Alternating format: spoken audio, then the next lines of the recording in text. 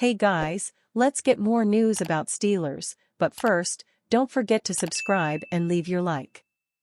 Steelers fans are clear about who they want starting in Week 7, poll. For the first time all season, it feels like Pittsburgh Steelers head coach Mike Tomlin can no longer avoid an official decision at quarterback. Russell Wilson was deemed healthy enough to back up Justin Fields in Week 6, and with another week of practice under his belt, the former should be ready to go in Week 7. On the flip side, Fields has helped lead the Steelers to a 4-2 record, and that includes a nice bounce-back effort against the Las Vegas Raiders where he achieved a total QBR rating of 74.7 out of 100. In fact, based on total QBR, not passer rating or yardage, Week 6 was Fields' top-rated performance of the season. Ironically, the same outing yielded his worst passer rating of the year. Mixed signals like this have been common when it comes to Fields' ability as a starting quarterback throughout his NFL career, but the majority of the Pittsburgh community doesn't seem to care. Steelers Depot polled the fanbase on the Fields versus Wilson debate after the victory over the Raiders on October 13, and the results were clear. As of Monday, October 14, at approximately 4 p.m. EST, 78.1% of voters said that they prefer Fields continue on as the starter against the New York Jets. Not Wilson, who received 21.9% of the vote. And this poll has already reached over 3,500 fans, so this isn't exactly a small sample size. If Tomlin does make a change at quarterback, the majority of fans might not like it according to these poll results. That makes for a very interesting week around Steelers Nation. Along with Steelers fans, several NFL analysts backed Fields over Wilson on October 14. ESPN's Dan Orlovsky was among them while speaking on Get Up. 110 yards of hidden yardage, Justin Fields covered up for because of that offensive line, Orlovsky argued. You put Russell Wilson back there, this team's going to struggle to score, let alone struggle to win.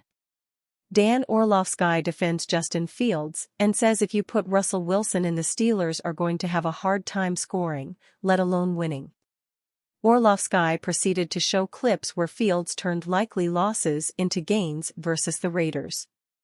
These clips all added up to 110 yards that were created by Fields' mobility and his ability to escape pressure. Similarly, colleague Damien Woody agreed that it would be a big mistake to start Wilson behind the current makeshift defensive line. Woody, a former NFL offensive lineman, called the Steelers' OL unit atrocious and pathetic on ESPN's Get Up, via Steelers Depot. Fox Sports 1 analyst Mark Schlereth also urged Wilson to shop himself for a trade on Monday morning, after reports that the Steelers do not want to trade him. I think this is Justin Fields' job, Schlereth said, via Steelers Depot. I think he's one of those guys, and you know it from Chicago. Will Mike Tomlin name Justin Fields or Russell Wilson starter today? It's Tomlin Tuesday today, and you know what that means, evasive answers. For the first 6 weeks of the season, Mike Tomlin has successfully avoided committing to either Russell Wilson or Justin Fields. Technically, he did name Wilson the starter, but injury allowed him to hem and haw for a month and change. Now we're here, and we still don't know who the Steelers' starting quarterback is. At least, we have no idea beyond a week-by-week basis, which doesn't aid in stability. Russell Wilson only returned to full practice last week, but Mike Tomlin had the excuse of not naming Justin Fields the starter because Wilson was only running with the second team. But what happens this week? While the Steelers put up 30-plus points Sunday in Las Vegas, they had a lot of help, including several short fields. And Justin Fields still isn't showing growth as a passer. He has 5 touchdown passes in 6 games, which is below average. While he throws less often than most starters, he ranks 24th in touchdown percentage. But he also ranks 2nd in interception percentage.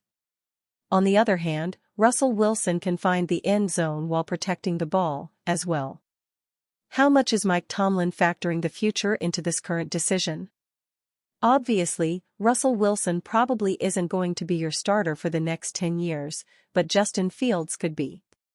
But the Steelers think Super Bowl every season, and if they think Wilson can better help them win this year, they have to make the move at some point. Fields has been fortunate often this year, benefiting from the other team not capitalizing on errant throws or even fumbles that they couldn't recover. In the last game, he had an interception negated by a debatable roughing the passer penalty. But the Steelers are 4-2 with Russell Wilson sitting on the bench at the end of the day. One thing that we have to consider as well is the strength of the back half of the schedule. The Steelers have not played a single team that they shouldn't have beaten yet, the beneficiaries of some injury luck. One thing Fields has never shown is the capability of reliably winning a shootout. He has never won a game in which the opposing team scored 20-plus points. Russell Wilson has literally dozens of such wins over the course of his admittedly much longer career. But it didn't take him long to do it, including twice as a rookie. And that might be a good quality to have against the Kansas City Chiefs or the Cincinnati Bengals. Steelers' Dan Moore Jr. gives optimistic update on Zach Frazier's ankle injury. The Pittsburgh Steelers entered the 2024 season with high hopes for their young and developing offensive line. Even pundits around the league had expected this offensive line to be greatly improved. First-round draft pick Troy Fautanu, a tackle hailed by pundits as a steal, was seen as a major addition despite concerns over his injury history.